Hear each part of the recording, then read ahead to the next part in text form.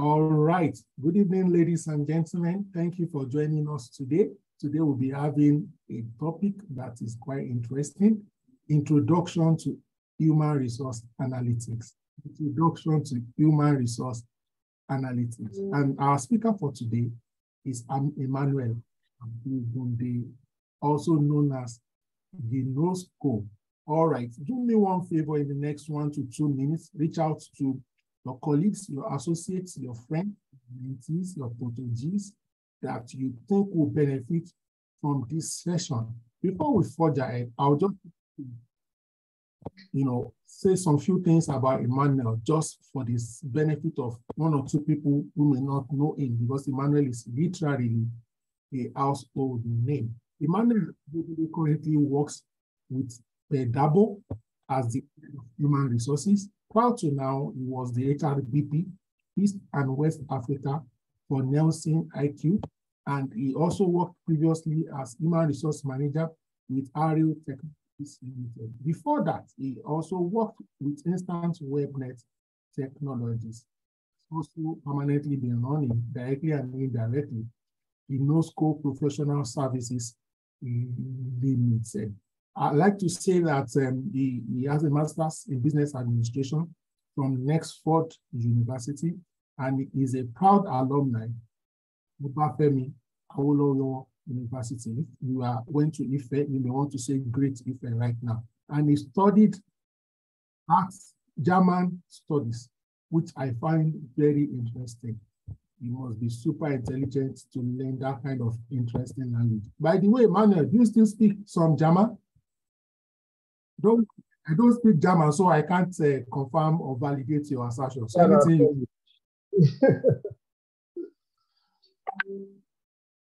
do you still speak some German?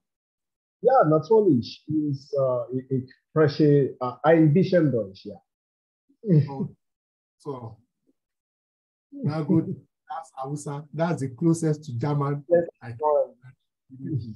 Okay, thank you so much. At this juncture, it's my privilege and pleasure to hand over control to you. Over to you, Emmanuel. Okay, thank you so much, Mr. Adeosun, for this opportunity. I mean, I really cannot write my HR story like I always told people without mentioning you, Sought After Consultancy.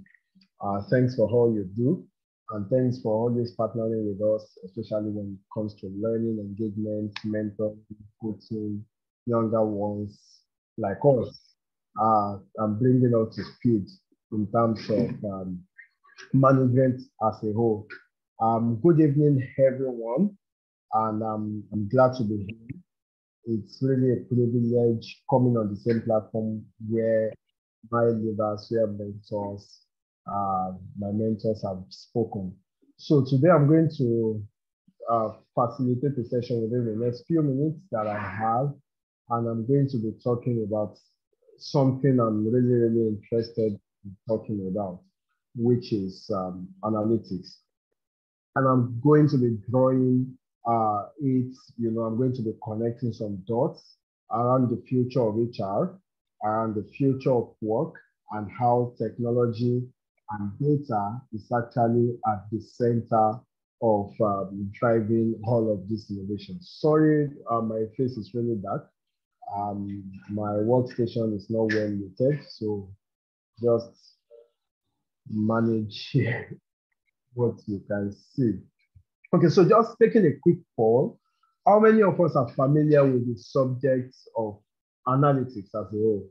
Whether sales analytics, finance analytics, marketing, different types of analytics. And if you are familiar with analytics, you could say hi or something on the chat platform just to take a quick start. That will also enable me to know how deep I should go. I wouldn't like to talk over your heads. I wouldn't like to go too deep. So of course, if you don't, just say not very familiar or not familiar at all. So let's have some responses. This will also help us to know if people just connected and went on to the dining table, or they are really with us. Okay. Thank you. Keep it coming. Keep it coming. Okay.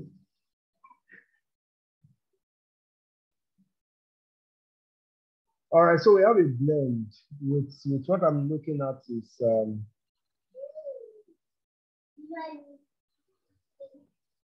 it's almost like ratio 2:1. Okay, not bad, not bad. All right. So, okay. So for those of us that are familiar, how many of us currently use HR analytics in our workplaces? How many of us currently use the knowledge of analytics in our workplace? You could just type I do.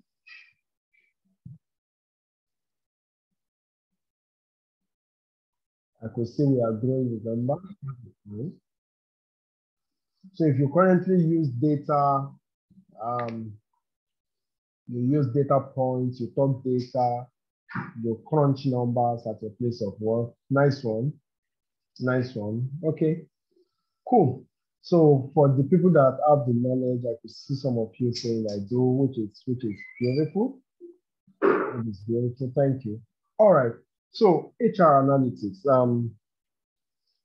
Again, I'm not going to go through the normal style of training. So I know that I have a lot of learning and development people, or I probably have a lot of learning and development people in the house. And then you want to measure me based on, or evaluate me based on my housekeeping tips, you know, and how my slides are and all of those things. So please, let's just keep that out. I really want to go as deep as possible and then also as fast as possible so that we can cover. I have about 22 slides and I hope to cover that in the next about 30 minutes and just show you a bit of, you know, just a few things that you can do with Microsoft Excel. I like to also teach analytics, especially the practical aspect of analytics using Microsoft Excel because that is the tool that is available, I believe, to everyone, right? And then I encourage people to go learn Power BI. After Power BI, you can also take it a notch higher to learn my SQL. And if you also want to go deeper, you can go into Python and how. Okay, so analytics, you can call it analytics, people analytics, you can call it talent analytics or workplace analytics. So apologies, my chairman is here and he wants to be a part of our class. So say hello. So I'm lucky to marry an HR person. So I like to refer to this chap as payroll because when HR marries HR, it's either policy or payroll or query and all of those things. So mine is payroll, where the money lies, right? Okay, so thank you.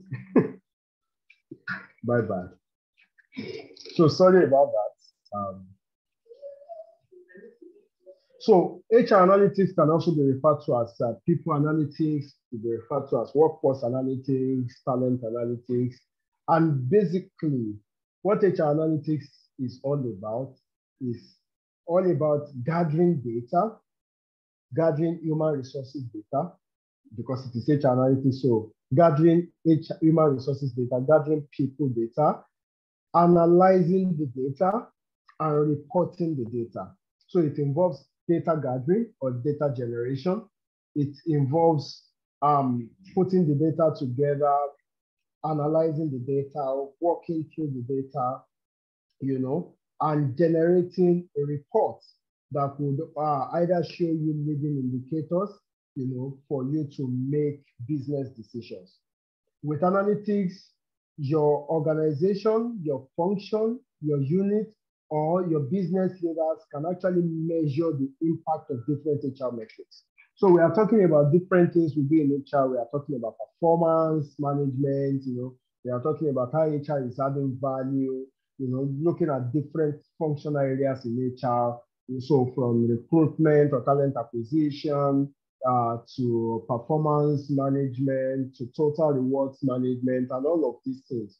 We can actually show the value or impact of all of these HR functions or of different HR activities and initiatives using data, okay? And at the end of the day, we can also use data to make decisions to improve overall business performance, right? We can look at data points to say, oh, based on A, B, and C trends, this is the direction we should be going as per people, right? As far as our people resources or people are concerned, as far as talent is concerned, this is the direction we need to go as a business. Oh, this is what the competition is doing. This is how we can actually lead the market using this particular initiative or that particular initiative. So basically, that is what HR analytics is all about. And I like to also use this term as data-driven HR or evidence-based HR.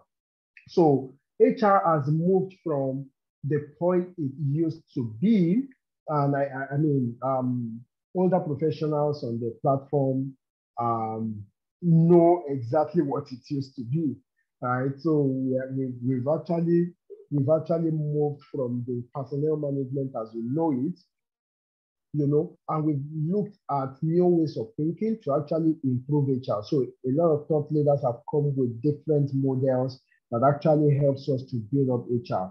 And HR analytics is one of those unifying things that we can, you know, use in HR to improve work efficiency. I love data so much, even though growing up I was very weak in mathematics. Someone said volume, please. Okay, can you guys hear me well? Because I'm on the highest volume now. Please let me know if you can hear me well. Or maybe I should disconnect my hands-free and talk directly. Okay, beautiful. Thank you. Thank you for that. Thank you for that. So I said, even though I was very, very weak in mathematics growing up, I've come to realize that I sort of love numbers. I won't call myself a numbers person like that. Okay, so I don't set a trap for myself, right? But I've come to love analytics. I've come to appreciate how numbers can actually help us to understand our past better, how it can help us to understand why our past was our past, right? So the events of the past, the activities of the past in terms of our lagging indicators now, how they actually occurred, how they came to be. And then how numbers can actually help us based on what we have seen in the past, based on what we are seeing in the present, can also help us to predict, right, what is going to happen in the future and how we can use the knowledge of the different analytical model to actually solve the problem so that if there is a problem in the future, we can solve it, we can prescribe a solution, or we can also prescribe strategies to help us make things better. So if we are talking about strategic HR, we are talking about new ways of thinking, we are talking about outside in HR, like the father of modern HR will say that HR is now outside in, right? Looking at all the blocks of business.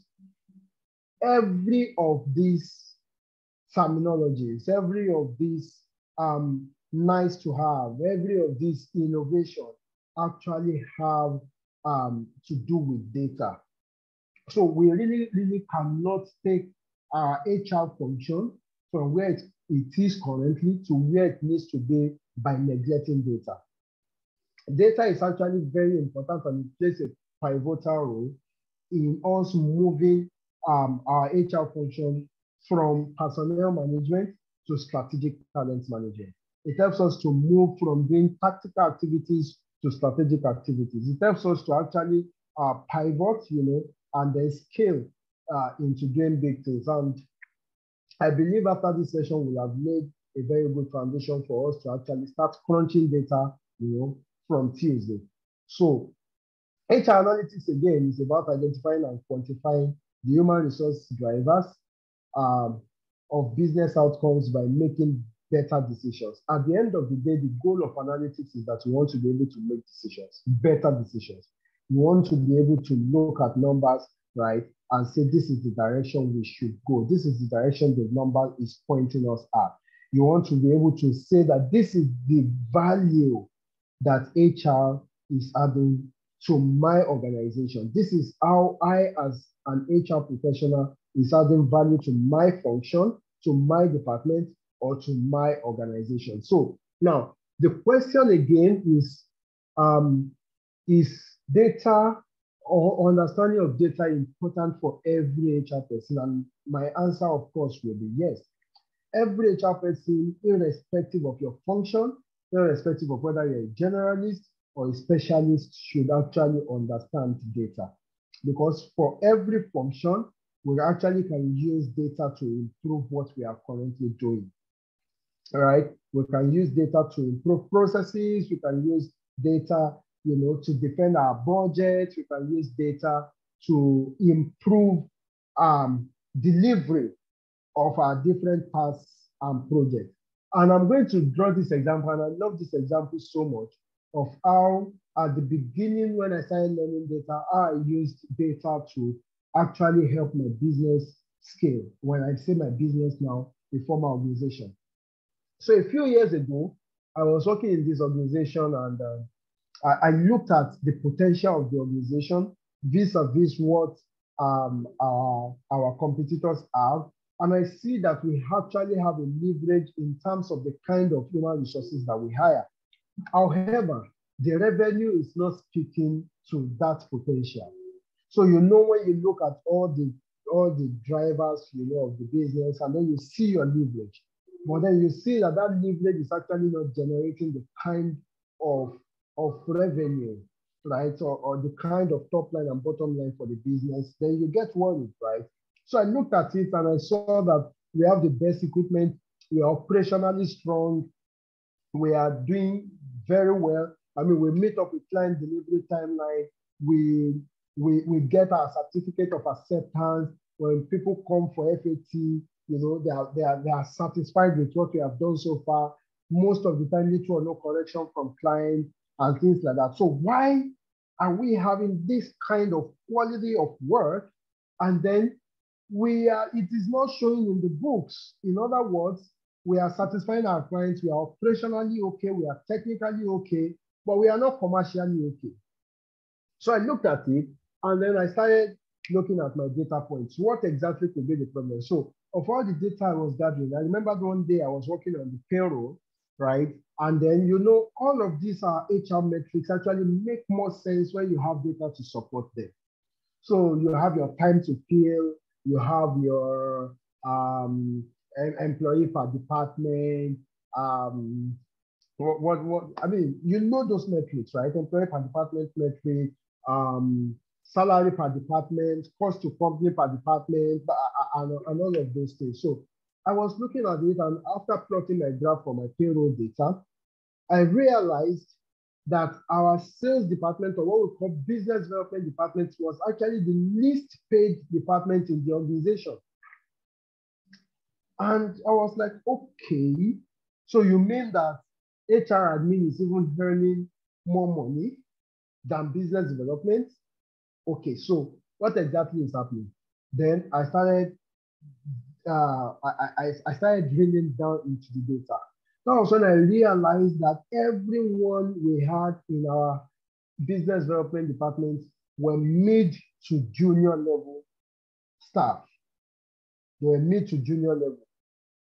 And understanding the kind of business we were in, right? It is sort of, for the lack of a better word, a patriarchal environment, if you know what I mean. I mean, it is driven by some forces. So when I mean patriarchal, like I said, for the lack of a better word, number one, that industry is male dominated. Number two, it is Northern Nigeria dominated, if you understand what I'm saying. So what that means is that people that are also authorities, or that are the big boys in that particular environment, were also old people. So they are not going to talk to mid-level professionals. You will not meet a GM as someone that is out of school like 3-4 years ago. You want to meet a GM and you're asking them for a business of $1 million and things like that. They are not going to give it to you, right? So I looked at it and then I said, okay, so this is where the problem is. If we look at all the HODs in this organization, the HOD for our business development department in quotes, because there was no HOD anyway, but the person that was the most senior person in the business development department actually had just about 4 years experience. And I said, I think this is where the problem is, because the GM of so-so place, the technical salesperson of so-so place, the procurement director of so-so place will not talk to these people and commit $2 million, $5 million into their hands, right? Okay, so, and if we continue to grow like this, we'll get to a point whereby we are not able to sustain the growth anymore, and then we'll reach a decline. You know the organization growth level. So we are going to reach a decline. My data says in another 3 to 5 years. Okay, so what to do? I had to recommend to the management that we need to get a senior person, like a senior manager, who is going to head that team and turn things around if we are able to get it right early. Guess what, guys? At that time of the year that I did my analysis and made the proposal, we had only made, so I'm just going to give a figure. We had only made about, say, 200 million thereabout. At that time of the year, it was first quarter of the year. By the time we onboarded the head of business development, the month we onboarded the head of business development, we did about 100 million that same month. Almost all the businesses attributed to the new guy that just came in because they were fresh projects, they were fresh supplies. And then in about 2 months, after the head of business development resumed, we were able to do business that equals the value of what we had done all through the year, right? Up to that point. So again, we brought the person in second quarter of the year. By the time we finished the year, by the end of the year, we had done a lot more in terms of businesses. So from there, we were able to spot what the gap was, in that we don't have someone to take strategic ownership, leadership, and to be able to broker key business relationships within that space. And that was a problem. That was a revenue problem we were having. So by the time we introduced the right person, he was able to introduce the right structure into the team. We brought in a few people. And at the end of the day, we can then say that this is the return on investment of hiring this particular senior guy into the team, because there was business turnaround. I don't know if I'm saying something to someone. So analytics, without the knowledge of analytics or without the capability to be able to crunch numbers, I wouldn't have been able to see those points, and I wouldn't have been able to solve that business that business problem. And would have continued to, just scramble until maybe one day someone within the business, key owners of the business, says, "Oh, I think this is our problem, let's do it." So no one can take it away from me, because this was one of the successes of the HR unit in trying to ensuring that we win in the marketplace as a business. Okay, so that is one of the ways in which analytics, can help you to add strategic value to your business, whether as a business partner or if you have a business of your own, or if you are a talent acquisition person or you are a payroll management person, whatever function you are leading in HR. So this is the outline, and I'm going to quickly jump that so that we can move into this. So why is analytics important? Businesses are no longer, business decisions, vis-a-vis HR decisions are no longer based on feeling, on guts. This is what I think. I believe if we do this, there has to be an evidence. And that is why we call it evidence-based HR. And what is the evidence we are talking about? Numbers. Numbers. So analytics has revolutionized marketing, it has revolutionized finance, I mean, now we are talking about financial analysis, financial planning. You know, people are going to corporate finance institute to do a lot of strategic positioning in terms of scaling up to be able to do financial planning analysis. We have financial modeling, you know, and all of those things. We have sales analytics. We have digital marketing analytics. And it is poor to say that HR that is enabling the business is actually coming late to the analytics table. We are sort of coming late to the analytics table, and that is why I appreciate HR mentorship and many of our HR thought leaders by driving, you know, conversations around data-driven HR, around evidence-based HR, because this is the future of HR. Analytics enables HR professionals to make data-driven decisions, as well as test the effectiveness of HR policies and different interventions. So you look at a problem within your organization, you use the traditional way to prescribe a solution. You can actually use analytics to test whether that experience or that traditional solution that you have recommended actually worked well in the scheme of things for that organization.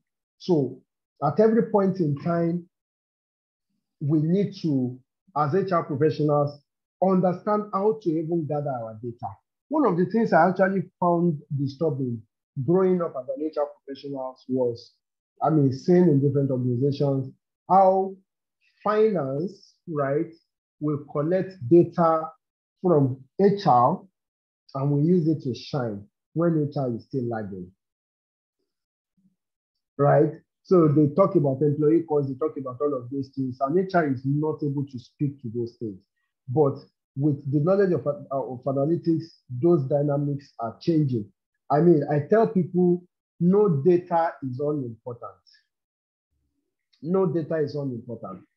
See, data like that is as simple as gender distribution within your organization, data that is as mundane as where your employees are staying, data that is as mundane as employees' marital status actually can help you to solve major problems.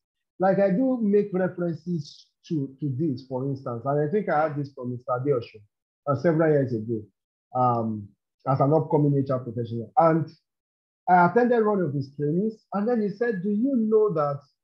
So I think he was talking about employee engagement or something. I can't remember exactly what. Okay, yeah, supervisory skills and people management. That was the training, sir. And he was telling us about how to manage people, employee engagement, and all of those things, and how different changes, right, in an employee's life can actually affect performance. And he said, do you know that if someone is working in Obalinde and the person was staying in Yaba as a single, right, and then the person got married, and because of the cost of rent and everything, the person could not sustain a rent in Yaba, and the person moved to Abulega because the person now needed a flat or something, a comfortable place, you know, that the person has actually changed from that your staff that was living in Yaba. So if you are not keeping the right data and monitoring those data, you actually would not know sometimes what is actually causing drop in performance. You could just think that maybe your employee is disgruntled. I mean, it could be mental health, it could be this, it could be that, by guesswork. But when you keep the right form of data and you see how your data is moving on the dashboard, you know when your employees are back in the trenches or when they are doing well in Banana Island. Okay, so keeping the right data and knowing how to analyze the right data helps us to actually make better decisions or give better advice to our businesses as HR professionals. So moving on.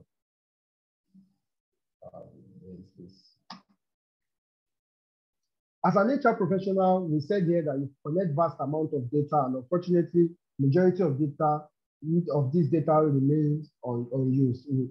We've said that. So how can we use data, you know, to better our HR system?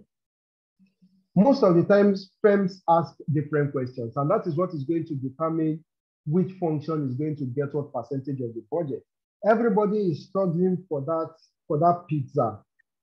So while we are struggling for that pizza, some people are struggling to get larger pie of the pizza. What you are going to get is going to be dependent on how the business perceives the value that your function or your department brings to the table. So if they see you as a cost center, the kind of attention and investment they are going to make is actually going to be different as when they see you as a value-adding center to the business. So while you are not directly selling the business products, you're actually selling other things that is helping the business make money, that is helping the business stay okay, that is helping the business move from one level to another. As a matter of fact, when you are strategically inclined and you know how to use analytics well, you position yourself and your business to be able to win in the marketplace, to be able to stabilize, to be able to compete well. Organizations make boast about the kind of human resources that work with them. I've had a business leader in this Nigeria that strives to hire the best talent, as it were, in any business function. So if I'm talking about HR, the guy wants to have the best HR person that he can find. If he's talking about finance, he wants to hire the best finance he can, because as far as he is concerned, that is one of the winning ways in which he can lead the industry. And of course, he is leading the industry in terms of the business he rules, okay, or the business he leads. Pardon me. So firms with analytics can answer questions like which departments are overstaffed or understaffed. If you don't know how to gather data to do your workforce planning very well, manpower planning very well, you may not be able to do this. Should we opt for training A or training B? Should we use Lagos Business School? Should we use Business School Netherlands? Should we go to Harvard? Data helps you to answer those questions. Who out of our top performer is a flight risk? Data, having the right data helps you to answer that question.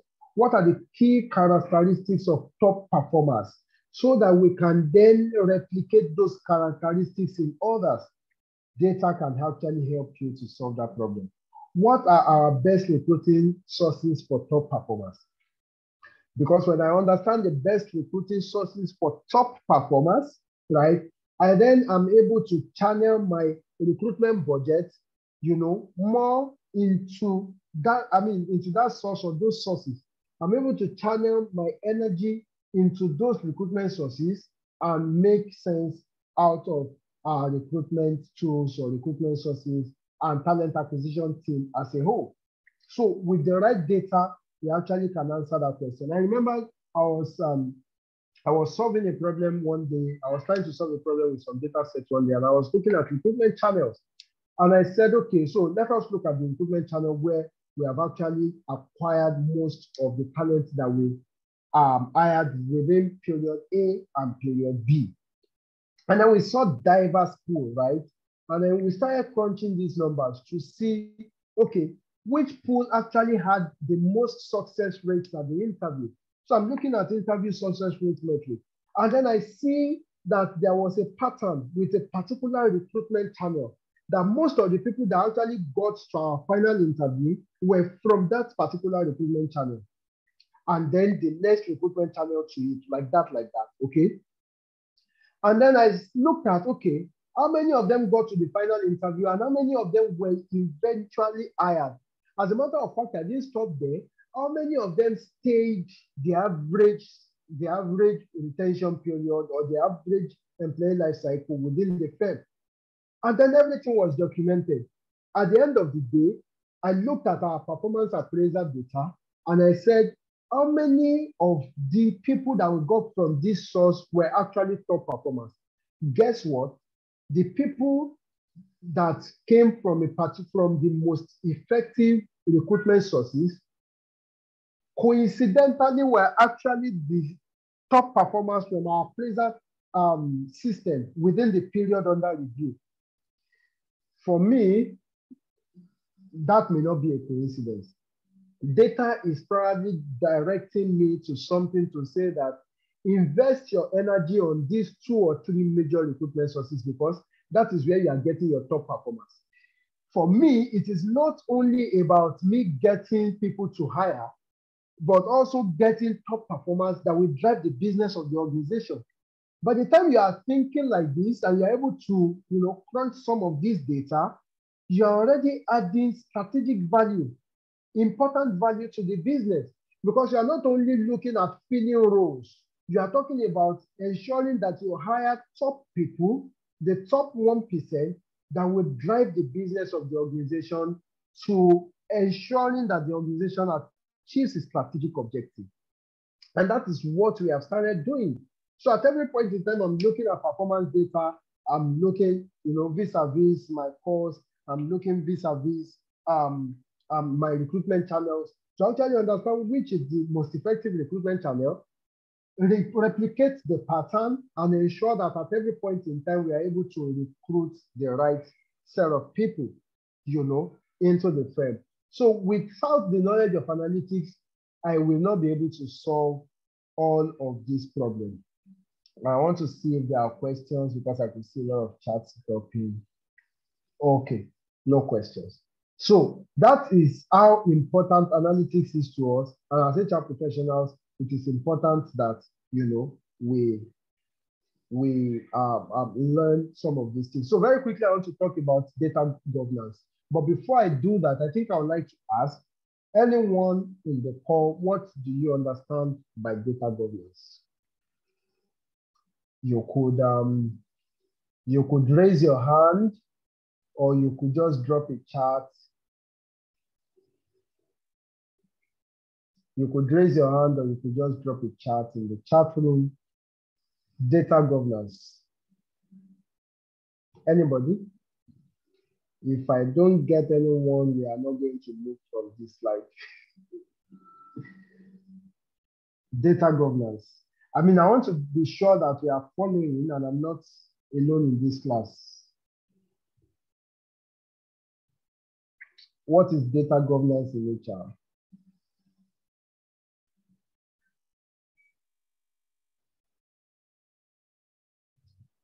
Uh-oh. Am I alone? Has network yanked me off? Hello?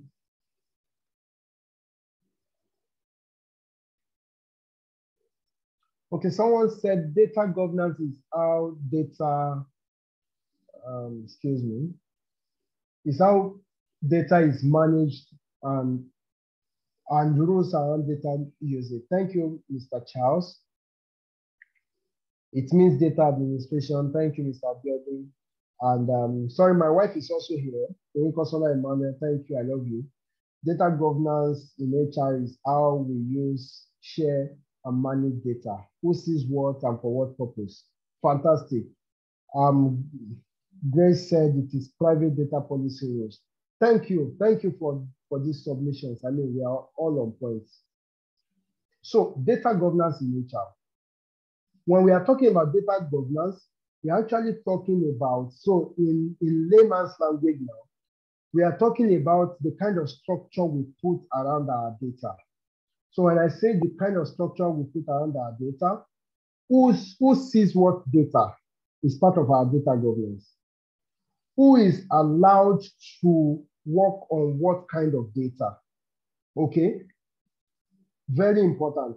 How does data, align with the overall operations and strategy of the firm?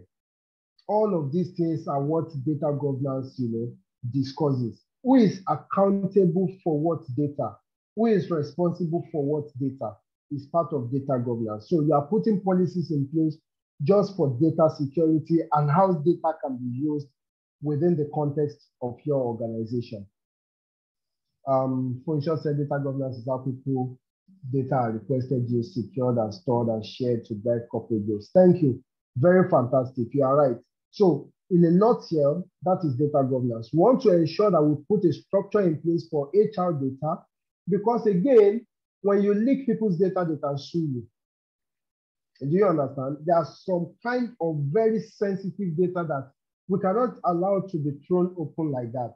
I mean, it is not impossible that if you operate a system where people's pay is not published, you don't want to just joke with your payroll data, right? You don't want to joke with employees' health data, right? So how do we store data? Who has access to what data? If you operate a database, who are we going to give the password to this particular aspect of the database? Those are the things that data governance, deals with in a nutshell. And we have this framework here on data governance, and we said it involves the coordination and utilization of information so that results are achieved as efficiently and effectively as possible through the establishment and use of processes, roles, policies, standards, and metrics. Like I mentioned, roles, who has access to what, right? Who is the data owner? Who is the data administrator? All of those things. What are the data policies that you have? How can people access their files? Some of those things that seem mundane that we have in our HR policies are actually very important. Who can get what kind of data? When is data released? How can we process data? What data tools are we mandated to use? In what kind of software? So there are some data that you want to, and you are not allowed to use to put it on a shared drive. So if it is on a shared drive, who are the people that have access to that data? All of those things are very important, okay? So that people's data are protected and secured at all times. Before I move on, do we have any questions? Questions? Okay, so in the absence of none, I think I move, and if we have any, I'll be glad to take them. So talking about HR data, and I'm really trying to run fast so that we can go into the practical aspect. We have different sources of HR data. And like I said, I believe that HR is one of the custodians, of the biggest form of internal data that any organization can get. Because you have access to all employees' data with your HR database. So you have their name, you have their gender, you have their mobile number, you have their home addresses, which means you have access to their location, you have access to their region, you have access to their performance data, to their state of origin, to their local government of origin, you have access to their recruitment source, you have access to their previous employment, right? You have access to their attendance, punctuality, performance, payroll, career path within the organization. We have access to quite a lot of things. And all of these data points are actually very important. It's important for us to collect them. It is important for us to keep them. It is important for us to track them. Again, it is important for us to collect HR data. It is important for us to keep HR data. It is important for us to track HR data. Very important. So we have different sources of HR data. One is your payroll management system or your rewards management system, attendance management system if you keep one, right? Leave management system if you have one. You have your recruitment, that's applicant tracking system, performance management system, HR database, learning management system. All of these are very rich sources of HR data that we can actually keep, and use to make better decisions. Now, one of the things that I like to tell people is that your success using HR analytics or using HR data is going to be dependent on how curious you are.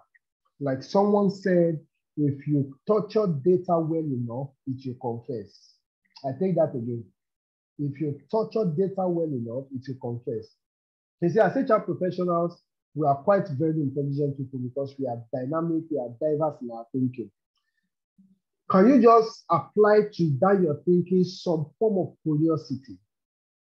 How curious you are is actually going to help you in remembering that there is a metric for your question.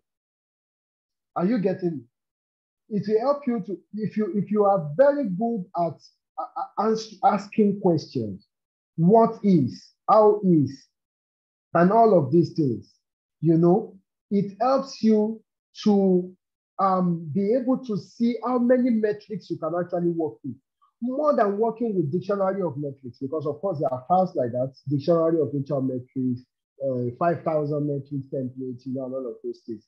If you are not curious enough, you will not be able, you know, to get information out of data.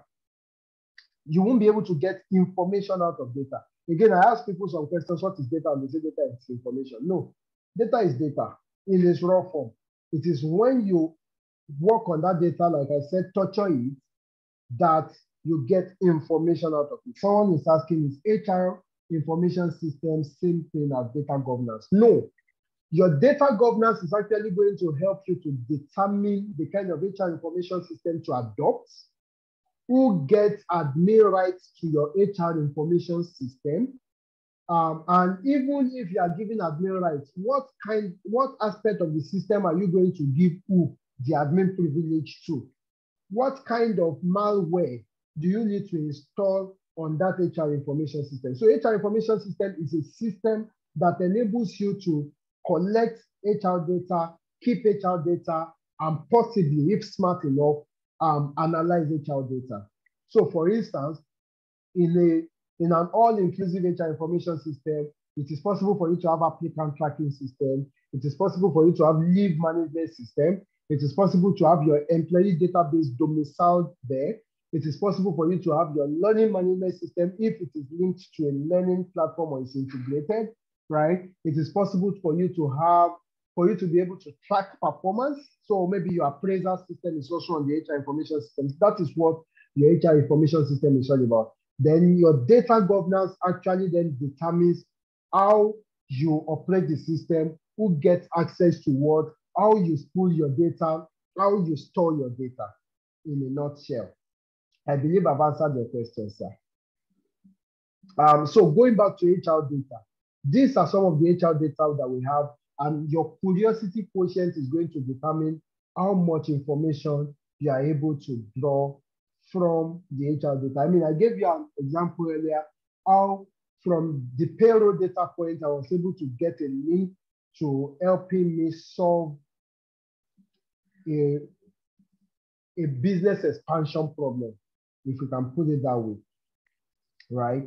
So someone says, please, can I get your slides after the presentation? That is going to be determined by the admin of HR Mentorship. It's not up to me. Okay, so I'm going to skip this because we've spoken about it.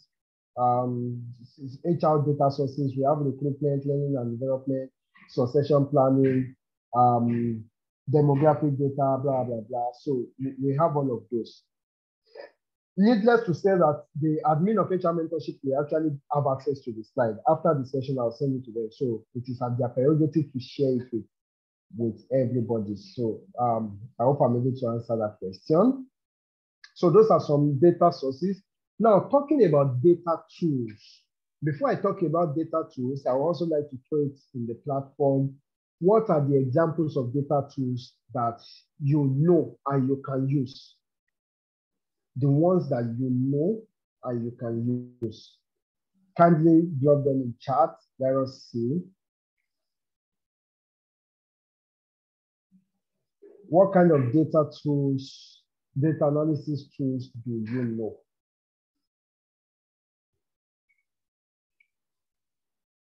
Okay, thank you. Someone said Excel, Microsoft Excel, Microsoft Power BI. Which other ones? I mean, there are several tools. Or do we have only 2 people in the class?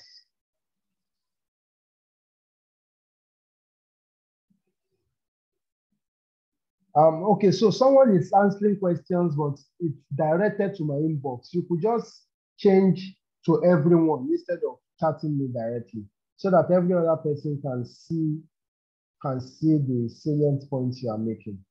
So someone said Excel, someone said my SQL,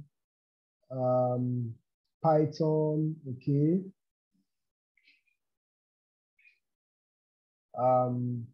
Someone said VLOOKUP. No, VLOOKUP is not a tool.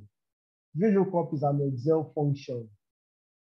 HR information system, SAP, Tableau. Thank you. Thanks, guys. Thanks so much. So we actually have different tools, several of them out there. So SAP can be an HR information system, okay, and it can also be a data management tool.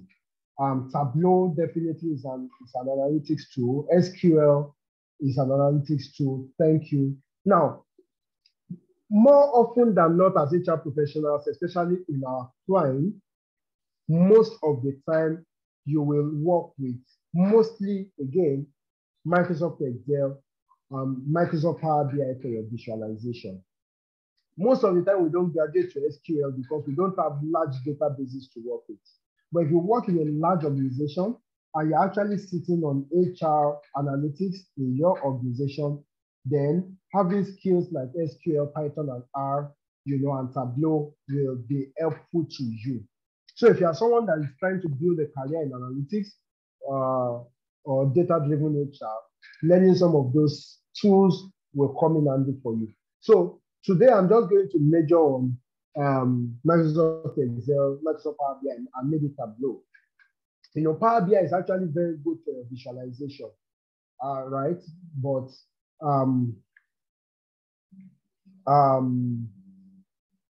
what's it called? Sorry, I'm getting a question. Okay, it's personal. Excel is free to hold. We all have it, right? So under this, we have different ones I've listed here. We have R, we have Python, we have Microsoft Excel, we have Tableau, we have SPSS, we have Microsoft Power BI.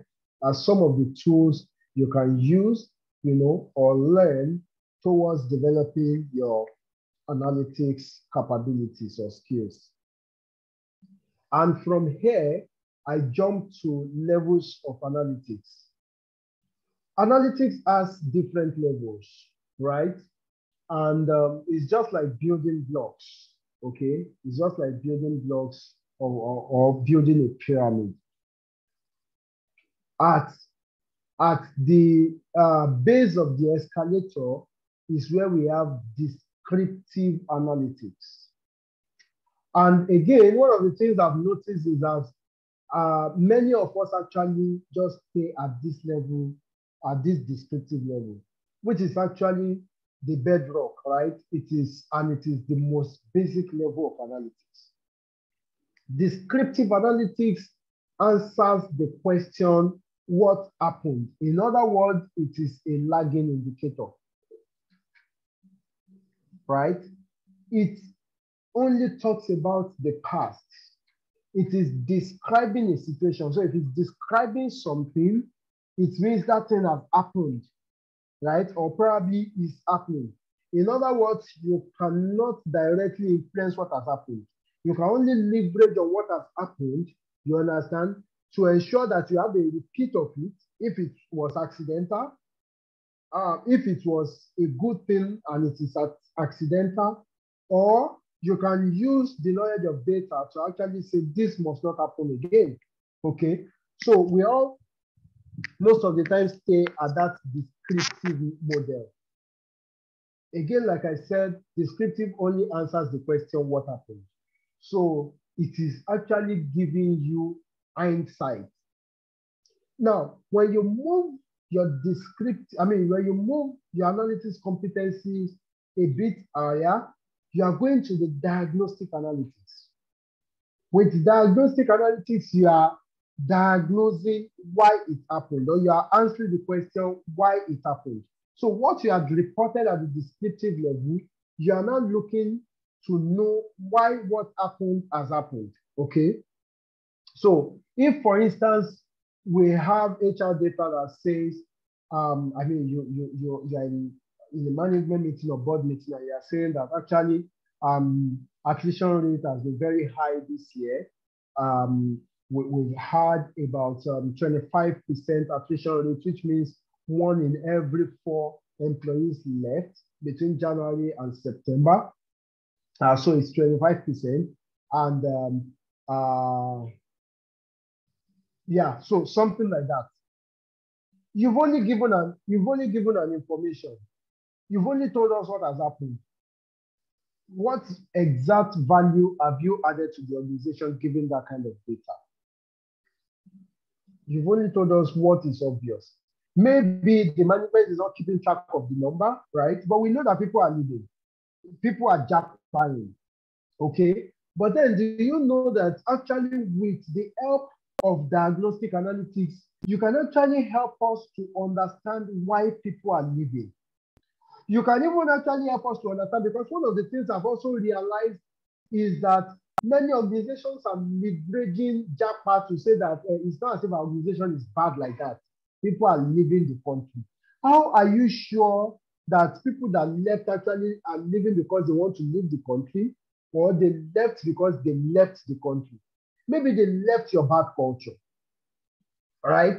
And without you tracking the data, you know, you may not be able to tell why people are leaving. So I want to throw a question to the house now. What are the things you can actually do? What kind of data or what kind of initiatives can you actually bring on board that will help you to know why people are leaving or why people may leave?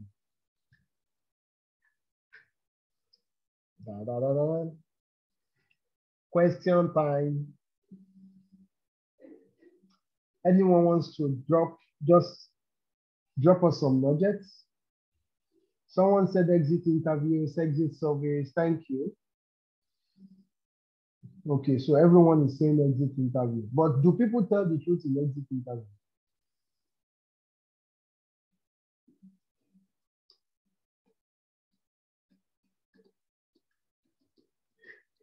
So if they don't tell the truth in exit interview, how can that data actually help us to, you know, to get the truth of what is happening?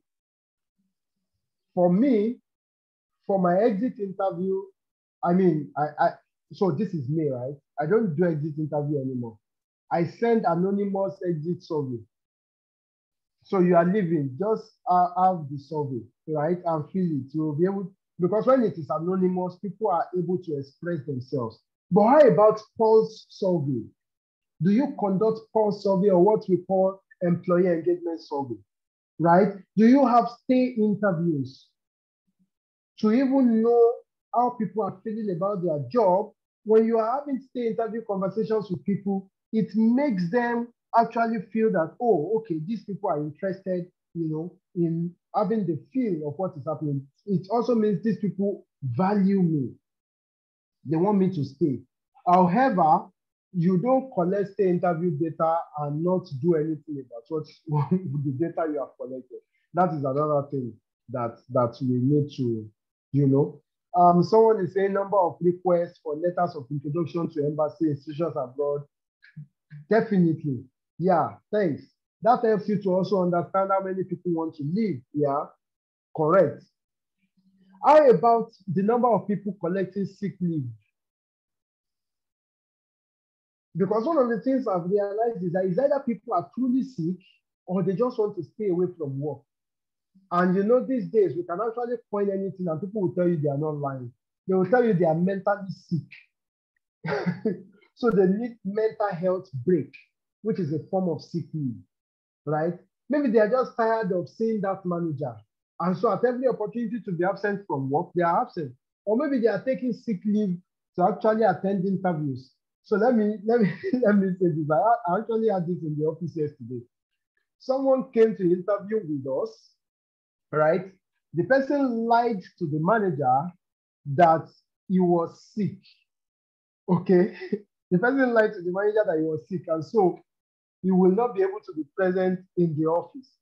Guess what? Both of them jammed themselves at our reception for interview. You know, and then when they jammed themselves, they just looked at each other and smiled. They could not say anything. I know. I know by the time they get out, we start having conversations, you know. So both the manager and the person who lies to the manager that I won't be able to come to work today because I'm not feeling well. You know, so both of them jumped at our interview. And I mean, it was just amazing. So we started asking the other guy, do you know the person that we interviewed before? He said, yes, that was my manager. I mean, just by the way. So sick leave report can actually help you. And I will tell you how I use sick leave report to actually better productivity. Knowledge of analytics is important. So I realized last year that people were falling sick. Really, people were falling sick. So for me, that is a major concern. I mean, COVID was still very much with us last year. So I called HMO and I told them I want to see utilization reports. Again, for professionals that are on the call that don't know that you can actually obtain utilization report from your HMO. I believe this is a new knowledge. So I said, I want to see utilization reports. Okay. So they sent us utilization report, and for me, there are basic things I wanted to see in that report. Number one, how many people are falling sick? What is the age distribution of the people that are falling sick? What is the gender distribution of the people that are falling sick? The kind of sicknesses that you guys are treating in the different hospitals they are visiting. Is it inpatient or outpatient? So if it is inpatient, it means they are being admitted. If it is outpatient, it means they just come, you know, they get consultation, get drugs and maybe injection, and then they go back to their houses. What exactly are the prevalent ailments that they are complaining about? Okay, because I want to know what exactly the problems were. And the data, you know, showed me that people were stressed because most of the ailments that they were treating were stress-induced. So we started asking questions. And again, this was first quarter of last year. I think there is something about first quarter tonight. This was first quarter of last year. So I started asking questions. I started engaging the business leaders. What exactly is happening? And they said, hey, you know, we did restructuring in 2020 and we reduced that count. So the few of us that are available are having to do the work. Now, there was global hiring freeze, which means we cannot hire. We can only replace people that are living through a backfill. We cannot do incremental hiring. So I brought my data together, looked at the volume of work, look at the activity, and I saw that managers, mid-managers especially, were actually doing mundane things. And that is the stressful part of the job. Okay. So what did I suggest? I said, how about we start an internship model, right? With our internship model, we can actually let our interns do this administrative and operational work while we focus attention, you know, on client delivery, you know, focus attention on data quality, focus attention on getting more businesses. So we made the proposal. I submitted it to my MD. He approved. He gave it to the regional MD and the regional HR director. They approved. And then we kickstarted the internship model. I can tell you from the second quarter to the last quarter of the year, anyone taking leave were mostly now taking leave, their annual leave, not sick leave. Most of them were now taking the annual leave. They want to go on vacation. They just want to, you know, go and relax with their families and things like that. Not necessarily sick leave anymore. Then I was able to ask the HMO to actually do a comprehensive health check for everybody and give them health status reports. By the time we finished the year, we were able to save 3.5 million naira of our HMO utilization. We're able to save 3.5. So the kind of HMO we were subscribing to, which is one of the things that was available to us, right, is that we do what we call, like, we contribute into a pool, right? So at the end of the day, I collect the balance back from HMO.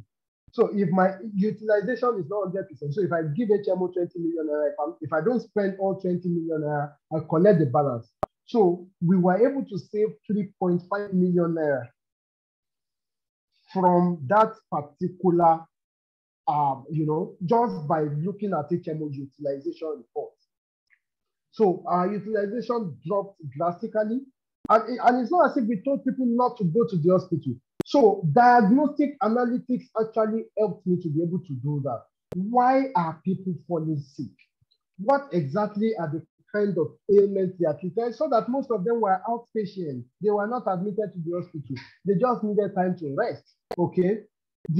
All the inpatients that we had were people on maternity, and that was for their spouses and not for them, especially for our male employees. Do you understand? So that way, the business will not say HR has not added value. So someone said it is because you have a manager that supports you. Your organization is well structured without biases from top management. Well, maybe not. But what if your organization is well structured and you don't have the capability to be able to show them these numbers, right? Which is important, right? So let's quickly move on. Now, right above diagnostic analytics is predictive analytics. So after you diagnose by asking the question why, your data should be able to point you at the future. If people continue to take sick leave, our sick leave days is going to be high. People were taking sick leave, they were not taking annual leave. How about that? People were taking sick leave, they were not taking annual leave because of the volume of work to be done. So they are applying for annual leave, you are bouncing it. By the time you look at your leave accrual, you can also guess that, oh, a lot of people have not taken annual leave because my leave accrual is actually high. Apart from just the leave accrual in monetary terms, what it means is that people will start breaking down because they will reach the threshold of stress and they will start breaking down. Mr. MD or Madam MD, if people start breaking down, we are going to lose productive hours. We are going to lose a productive head count. This is the likelihood of the head count you are going to look for productivity. If we lose this number of hours in terms of productivity hours, this is the amount it leads to, because we are still going to pay for those days, right? And people are not working, but we are paying for those days. So we are losing on both ends because we are paying for non-performance, right? Non-productivity, as we may call it, in terms of productivity hours now. And then we are not able to deliver the jobs to our clients. So we need to ensure that managers start approving leave to people so that people can rest. And we need to ensure that people are not taking 3 days. You know the way people do it. Let me break my leave. I'll take 3 days today. Then in the next 6 months, I'll take another 2 days. No. You can then mandate it that because you don't want them to break that, you take a minimum of 7 days to disconnect. You take a minimum of 10 days. Go and rest. Go and relax with your families. All of these, are things when you diagnose, you are able to then predict the future. I was saying something, I was using an example of descriptive analytics by saying that 25% attrition rate. How has that helped us? Why are people resigning? Why are people leaving? Okay, so people are leaving. 35% of the people that left actually left for jackpot reasons. The other people that left, out of the remaining 75%, 25% left because they are not happy, with the compensation system. The remaining people left because of maybe manager or better career prospects and things like that. Then as HR, you can then start saying that, okay, what are the issues? For the jackpot thing, you may not be able to directly solve it. But the ones you're able to directly solve, if people are leaving because of remuneration, can you rework your remuneration?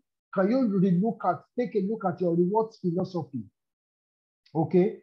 To say if we are lagging the market, maybe we want to pay at par with the market, or maybe we even want to start leading the market for some roles or for some levels within the context of our organization, right? You may say that, okay, if it is a department issue, people are angry with their bosses. How many people are actually angry with their bosses? What departments are they from? You see that maybe most of those people actually have a particular, have issues with a particular general manager or executive director. And as HR, you cannot punish executive director now. So maybe ED does not have emotional intelligence. That then filters into your developmental plans for that person. Because if you continue to lose your high performers, right? If you continue to lose your people, especially your high performers, it then becomes a problem for the organization. You'll not be able to scale, especially if you also look at your time to fill. And then by the time you are filling, can you actually get the kind of quality experience that the high performance, left with? So a lot of those things are actually important, and they are data points that we need to look into as HR. So we are able to predict the future with predictive analytics. Predictive analytics helps us to answer the question, what will happen? What is going to happen? And then finally, at the top is our prescriptive analytics, which prescribes. How can it make it happen? How can we make it happen? Or how can we stop it from happening? That is your prescriptive analytics. And with after predicting, then you move up there to say, this is the solution to our problem, or this is how we can actually scale. This is actually how we can actually make it better. Maybe we need to change some processes here and there. Maybe we need to move this person to another business unit. Maybe we need to do this. Maybe we need to do that. So this is our analytics value escalator. If you look at it from the minimal value to the optimal value. So from your descriptive analytics, you get insight. From your diagnostic analytics, you get insight. And then predictive and prescriptive analytics actually gives you foresight. You're able to see into the future.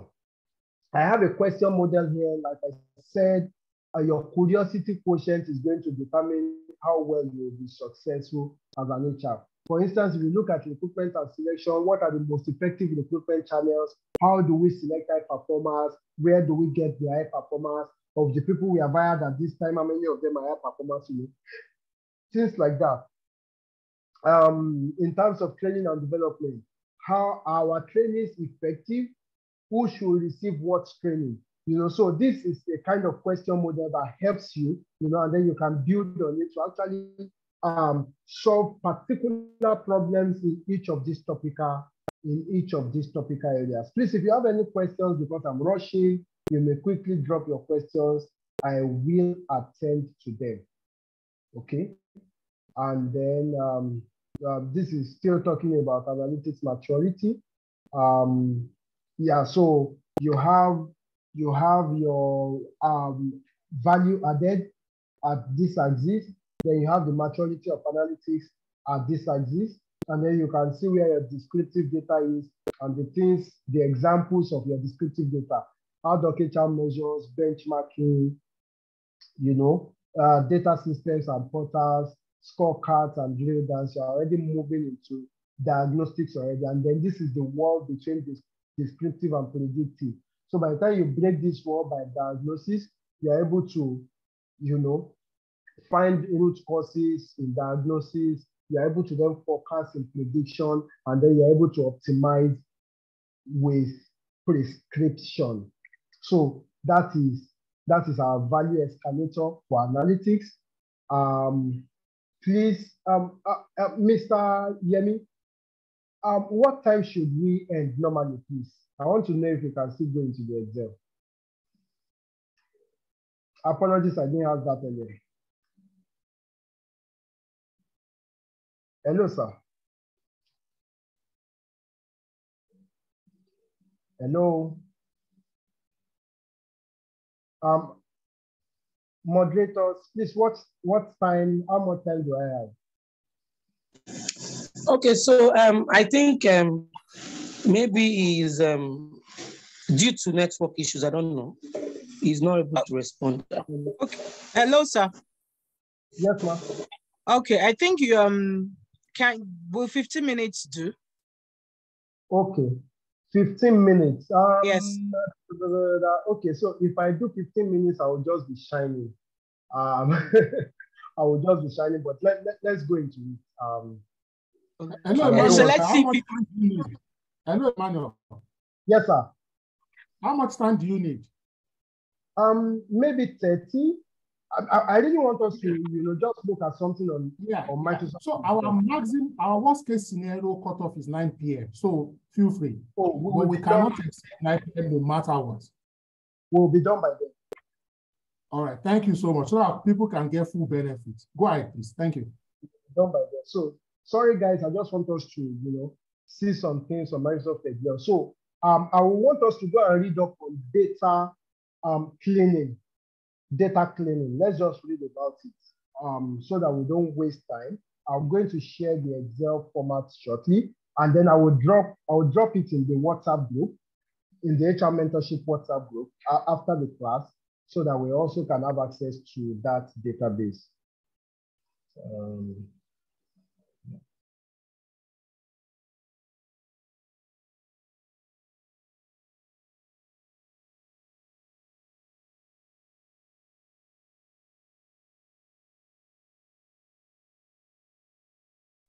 Please, can everyone see my screen? Kindly let me know if you can see my screen, please. Yes, we can see it. Okay, great. So again, I won't be treating data cleaning, but data cleaning is actually very important for every professional analyst. You see, one of the things I've realized in data activities is that not less than 70% of your time working on data, you are using to clean that data, especially if you are downloading the data from a software, from an ERP or from a survey, maybe Google Form or Microsoft Forms. Most of the time, it returns to you as dirty data. So you need to be able to understand how to trim, how to clean, and different things like that. So just read it up. I know it will be helpful for you. This one, I actually started doing something, which is what I have on column F here. I want to link column C, D, and E. I want to put everything together. So I'm using what we call the concatenate function. Okay. So concatenate, let me start again, just so one or two of us learn that. Again, what I want to do is to make this first name, middle name, last name, every one of them to be on the same line. So I say concatenate, it comes up, and I put this here, then comma, space, then comma, B, comma,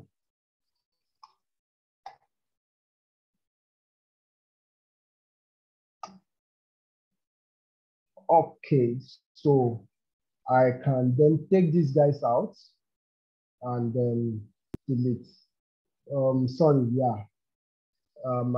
Why did that happen? Is because I'm deleting the references. So instead of doing that, excuse me, let me just copy and paste. So I'll paste as value so that I'm not deleting any references now, and then I can take these guys out. All right. I just want my data sheet to look neater. So this is a data sheet, and I have a question here that says clean the data. The data has been cleaned, and create an HR dashboard considering the following metrics: gender distribution, highest education, physical posture, marital status, tenure, job status, and department. These are quite many, but I'll just show you how to actually do that and how. So by the time you create your dashboard, I've told people when you create your dashboard, what you have done is that you have created descriptive visualization, because your dashboard more often than not describes a situation. Okay. So at the end of this class, you should be able to create something like this. That is what I'm saying from this data sheet. So again, visualization, when you visualize your data, is that you have only summarized that data. So in this organization, we have how many employees? We have 107 employees. Since 109, so maybe, excuse me, remove duplicates.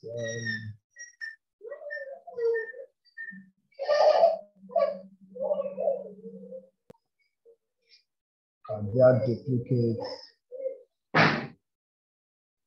Okay, so there is no duplicates. That's one of the things we do when we are doing data cleaning, right? So there's no, so we have 107 employees, and I want to quickly do how many male, how many female. Now, for us to get male to female ratio, it is very easy for you to get it. You can just filter like this and say, how many male do you have in the organization? It shows you, your count.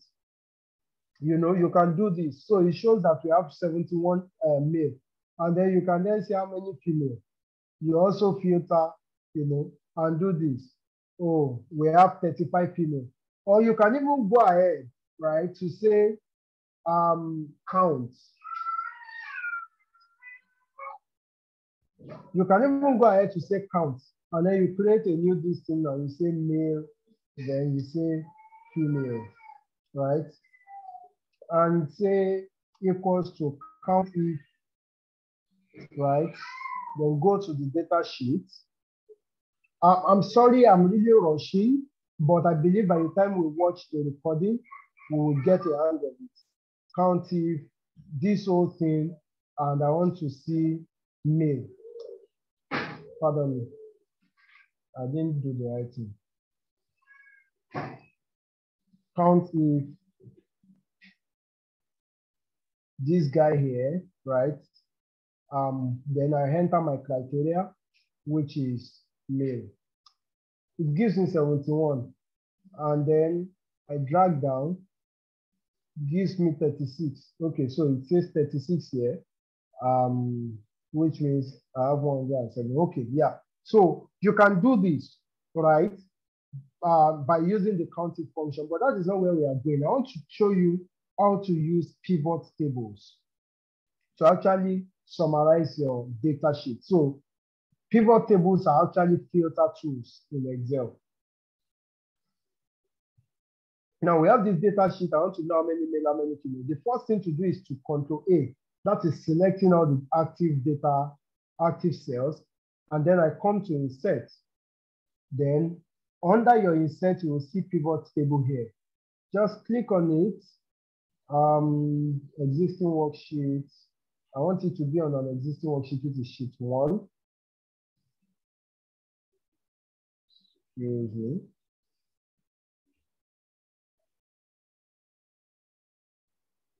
Sheet 1, and I pick a place in sheet 1. Sorry, that was my error. Then it creates a field for me. So again, what is our first metric we are checking? What's the first metric we are checking? Gender distribution, right? So I plug my gender distribution, you drag to rows, and then you drag gender again to values. So you can see the same thing we achieved by using our counting function we have achieved there. I can then see male to female employees. I may not like to report it as number. I may like to report it as percentage. So I just change values to percentage of column total. And that gives me a percentage. I don't want this number of decimal places. So, excuse me. Number format, 0 decimal places, and then it goes DOS. So the next thing we are checking is what? Gender distribution, highest education. We want to see the highest education. So in the same vein, we'll go to insert, pick our pivot table, add to this, then existing worksheet. So my worksheet is here. I pick another active cell in my worksheet and I drop it. My field opens. Okay.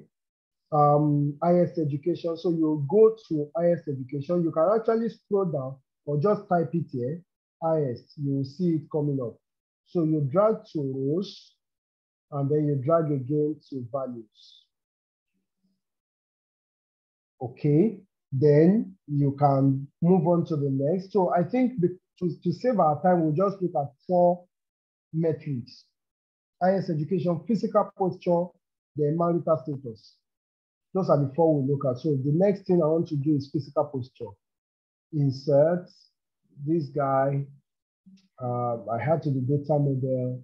And I'll tell you why I'm adding to data model before the end of the class. I pick another active cell, and then my fields come up. So the next thing is physical posture, right? So let's type it to make it fast. Physical posture to rows, physical postures to values. And finally, what is the last thing? Marital status. We do the same thing over again. You don't necessarily have to add to an existing worksheet, but I like to just put on my pivot tables on the same page. Physical posture, the last thing is marital status. I drag from rows and I drag to values. So I have my data set, right? I have 4 pivot tables, and with each of these pivot tables, I'm going to create a pivot chart, and I'll develop a dashboard.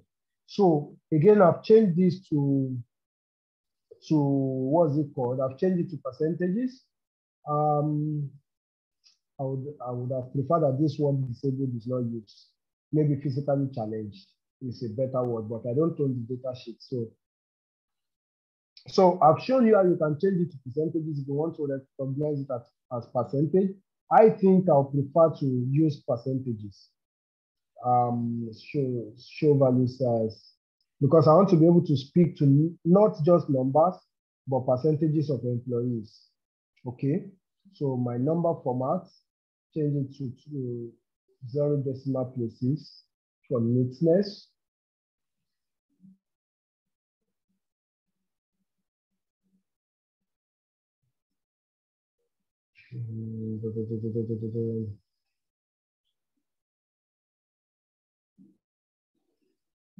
And then the last but not the least, show values as percentage of column total, and change it to, well, to go to decimal places. You don't have to go to number format. You can also do this just to say, but that is a slow way of working. Then I don't want this grand total.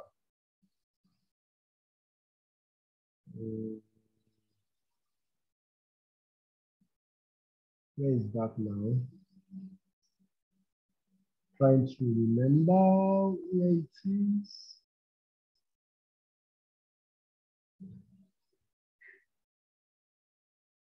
Yeah, remove grand total.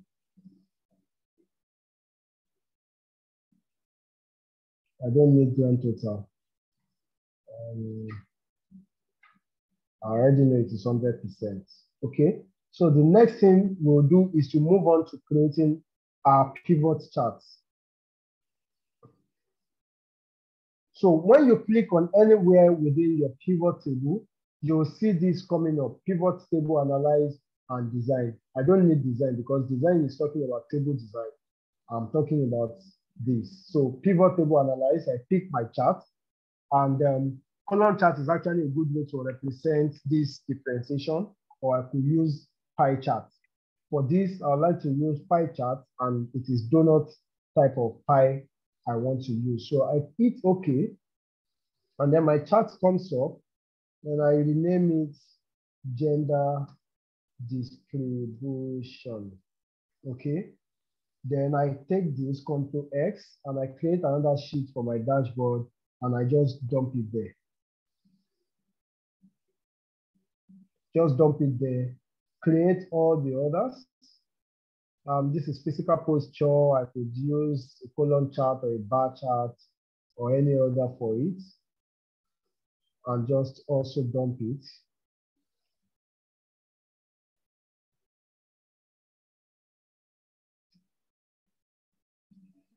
Okay.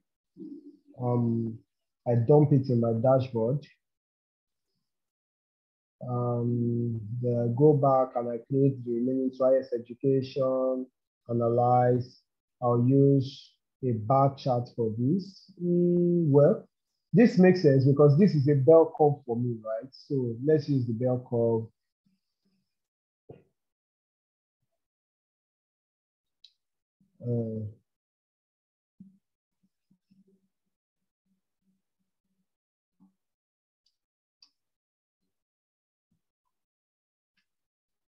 Okay.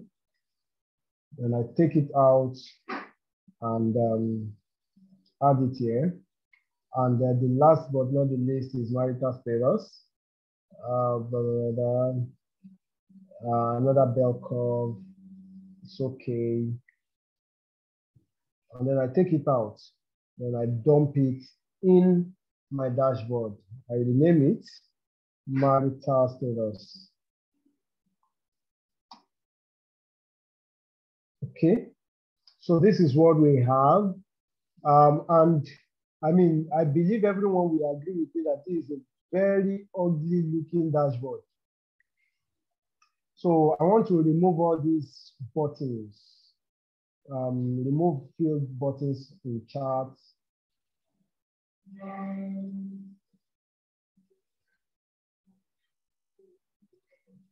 Okay. And here as well. Yep, then I don't want to see all these grid lines. It doesn't make my charts look fantastic. I want to remove them. Please just follow me. And I believe by the time you watch on YouTube or Zoom, you can then demonstrate this. Again, like I said, I will share the dashboard. So this is my dashboard.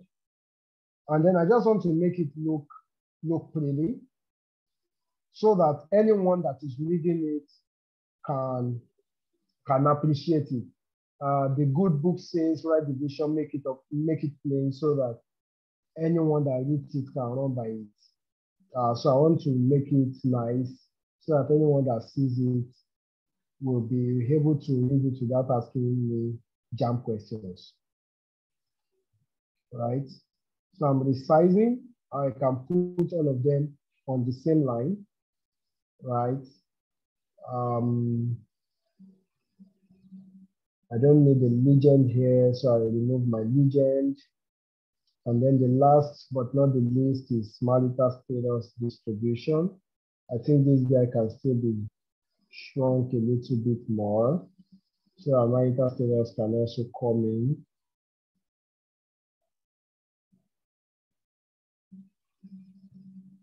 So I've made all of them of the same size. I'm removing my legend. Yeah, so this is our dashboard in a nutshell. And for me, it's still not fine enough. So I still want to do a few more stuff by coming to, by coming to my view. I take out all the grid lines.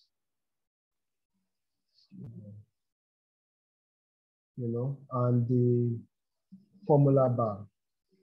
Okay, then I can say that this is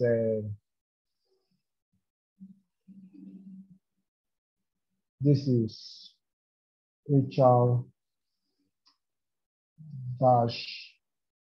dashboard. Okay. Sorry, then I centralize it. Bolding my guy. Yep. And shape format, I don't want any shape outline. No, let's say I want, not a bad one. I can give it an outline like this. Okay. So here we have, and this is our dashboard. So from this dashboard, you can already see the simplified format of all of the things, that is represented in the data sheet. And this gives a descriptive analytics. So this is saying that we have 34% male, 66% male, 34% female, which means gender is not evenly distributed. Let me put in our data labels here. Here we have 82% normal posture, 18% physically challenged. And then we have our educational distribution here. And then we have our marital status here. So this is descriptive analytics. We can then say, when we are reporting, this year we've been able to do a lot of hirings. However, we realize that we hired more male than more female. Now, anyone looking at this data can say, oh, gender disparity, but you also don't understand the context of the organization. So if it is a construction setting or factory setting, then you need to also be able to now diagnose to find out which departments are these male working. Are there departments where we prohibit certain, kind of women or age range to work, because of the kind of exposures that are there? Like, for instance, I'm not going to likely send a woman to mine to go and be working inside the mine. Maybe the woman can then be a supervisor or something like that. So all of those things are important. Sorry, I could see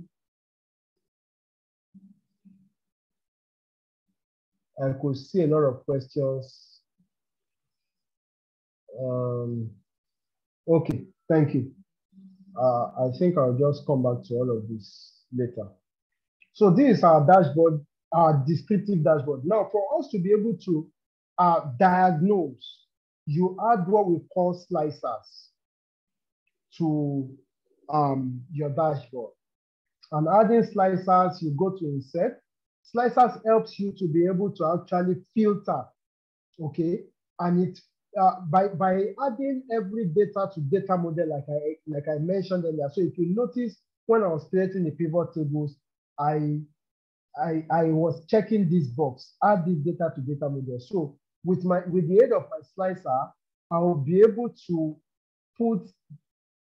I'll be able to filter all of these pivot tables at the same time. So I have my pivot tables here. What is the best denomination to use now? Let me use gender distribution. I'll use gender distribution as my slicer, then I'll connect it to all the other pivot tables. So because of this, I sort of have many pivot tables now and I'm confused. So I think I'll just check all because I don't know which is which now.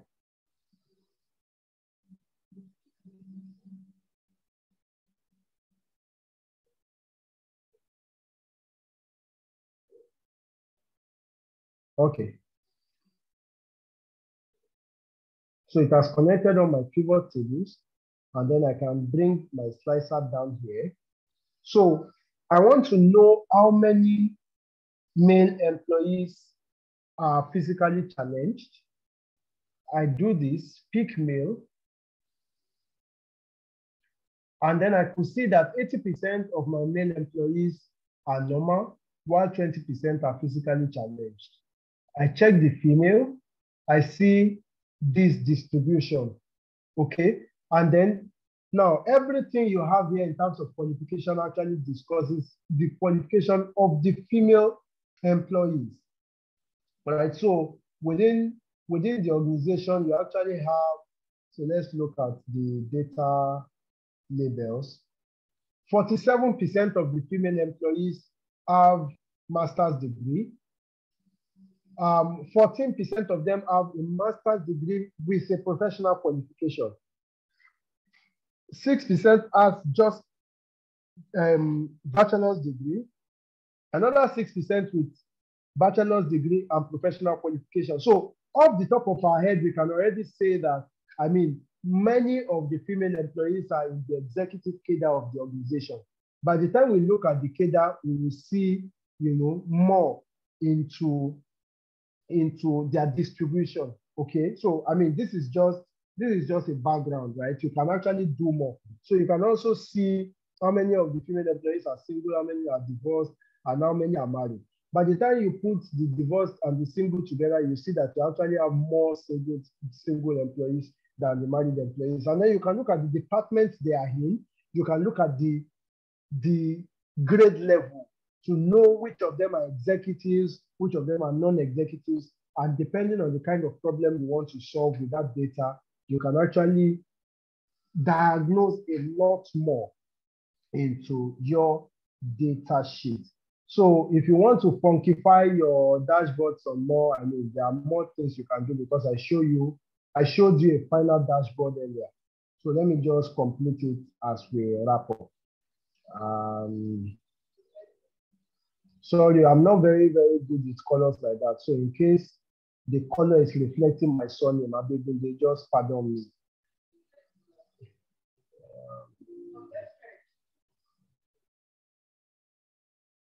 So I have this guy, and I've made everything green because this is Nigeria's anniversary. And then I can go ahead to then add a background. Okay. So let me see if I have any picture in my file I can use.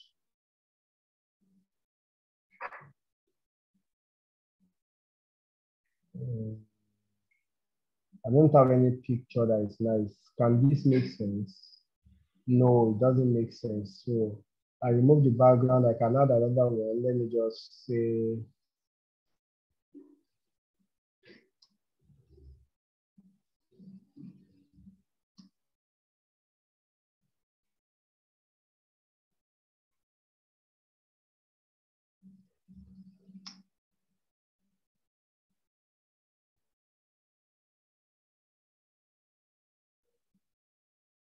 I think I like this one.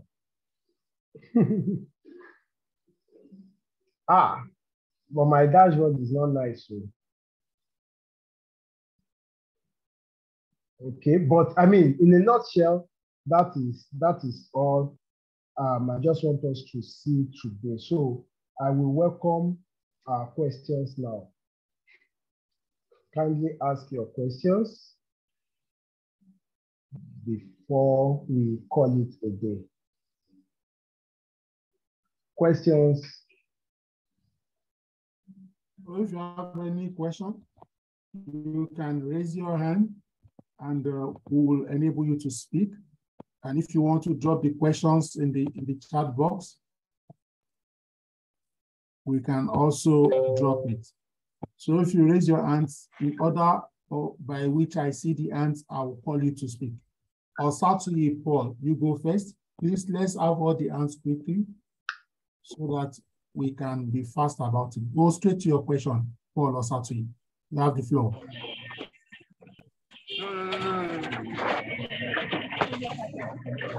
Hello, Paul or Satu. No, Paul or Satu. Okay, it's not ready for us. Any questions for Emmanuel, or can we call it a night? Okay. All right. I don't seem to see any question. Emmanuel, thank you so much for the, okay, I see Andrew now. Andrew, I've permitted you to unmute. Andrew. Okay. Okay, good evening, everyone. Of course, I have a general overview about this, but I just want to ask for the sake of learning and for others to also learn from my question of input, so to speak. Emmanuel, when will be the best time from your experience to suggest we do this data analytics? I know it's something that is ongoing through the year, but from what I know, there's a time to do a particular type of analytics that will help you plan your HR strategy for the next year.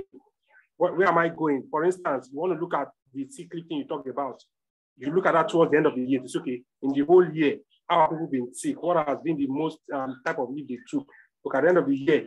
What gender have we hired most in the year? Those kind of things. So you help plan your HR strategy for the next year. Okay, next year we're looking at hiring more females with BSc, or more females that are disabled, or more females that are married, whatever it is, or education-wise, gender-wise, whatever area you're looking at.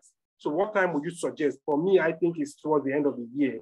Of course, it's an ongoing thing. Like I said, you check during the year to run the report and see where you are, how you're doing. Or what would you suggest, like the general analytics for HR to plan a strategy? Okay.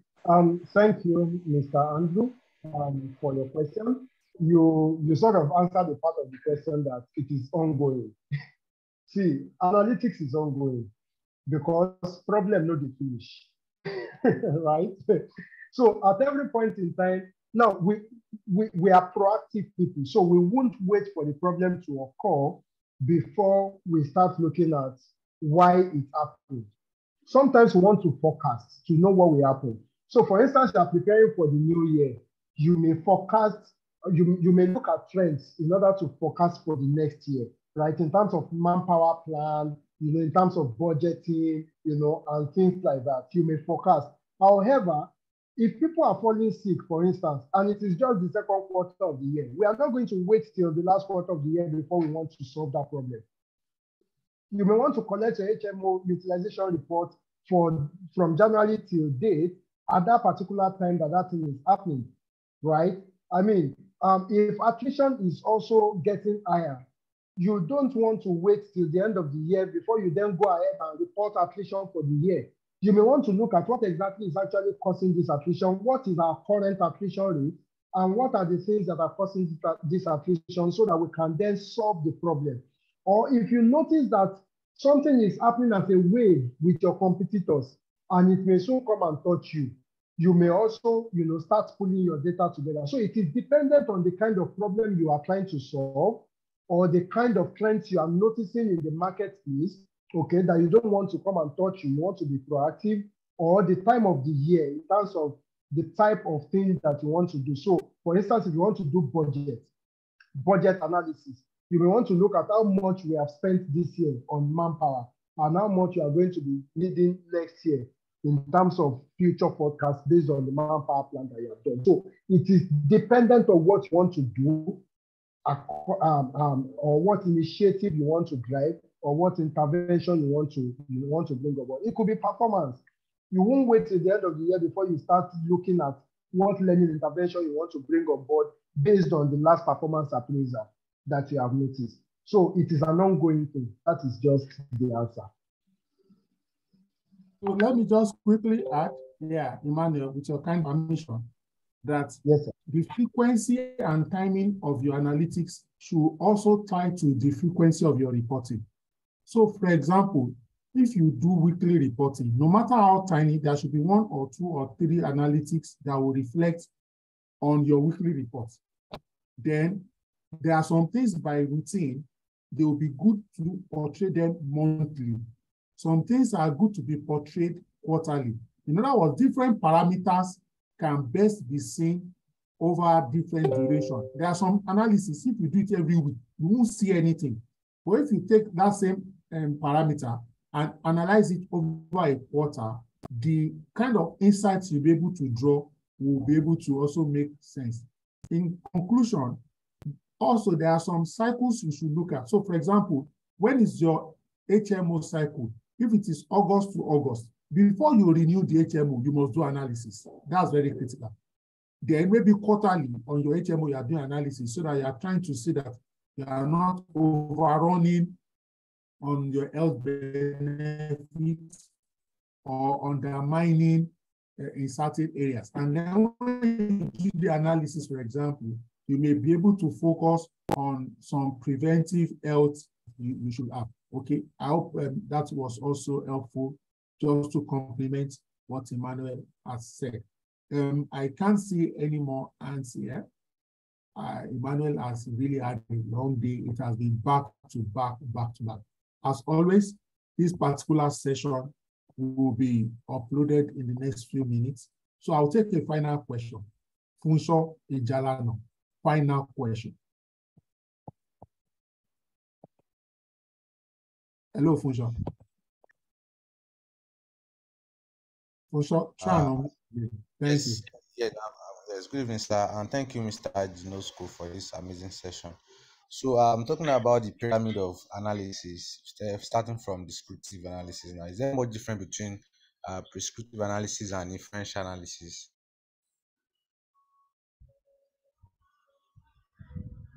What did you call it? So is there much of a difference between prescriptive analysis and inferential analysis? Did you say influential analysis? Yeah, inferential, yes, inferential. Inferential, inference, or influence? Which one? Inference to infer. Yes, inferences. Inferential analysis. Yes, sir. And prescriptive analysis. So inferential analysis is actually not part of, the analytics value escalator, but inferential analysis is just helping you to come to conclusions.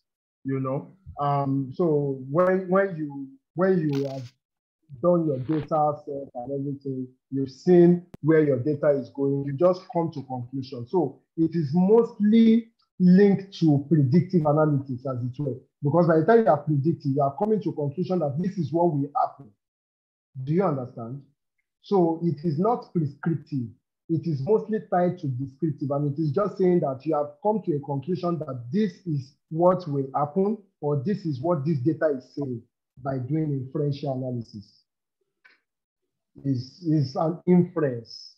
I first thought you said influential analysis. I wanted to say I don't know about that one. But if it is inferential, you are just drawing conclusions. That's all.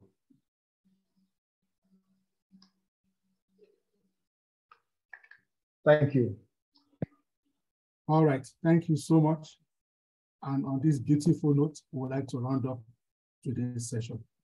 To watch this session again, please visit the YouTube channel. I've dropped the link, subscribe. You will get an alert as soon as it's dropped, most likely tonight or latest first thing tomorrow. You will also have access to over 40 HR domain-related subject matters we have done in the past and will do in the future. If you also like to join the HR mentorship community, kindly fill the form. I'm sharing it yet again right away. We thank you so much for your time. We do not take it for granted. Emmanuel, my regards to your wife and your children. Thank you and God bless you. See you soon. Bye, everyone.